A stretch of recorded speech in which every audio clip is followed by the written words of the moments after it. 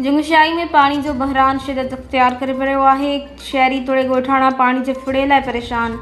आवाम रोडनि ते निकिरी आई। ॿिनि यूनियन काउंसिलुनि ते मुश्तमिल जुंगशाही शहर तोड़े आसपास जे ॻोठनि में केतिरनि ई महीननि खां पीअण जो पानी बंदि। आवाम पैसनि ते पानी वठण ते मजबूर थी रोडनि ते निकिरी आया। अॼु सुबुह गॾह गाॾनि ते पानी सप्लाई कंदड़ ऐं ग़रीब आवाम जुंगशाही ठट्टो रोड ते एहतजाज कंदे धरणो हणी मेन रोड बंदि करे छॾियो आहे। केतिरियूं गाॾियूं बीहिजी वयूं। धरणे जे शुरकाउनि पारां पानी नाहे छो भला, करबला करबला, जीअण लाइ पानी ॾियो, पीअण लाइ पानी ॾियो जा ज़ोरदार नारा हंया विया।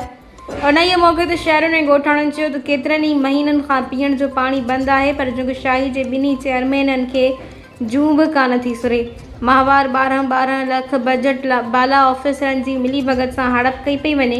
इन खां अलावा फ़ौती सर्टिफिकेट, पैदाइशी ऐं रिहाइशी सर्टिफिकेटनि जी पिण ॻरी रक़म वरिती पई वञे, पर बुनियादी को बि मसइलो हल न पियो करे वञे।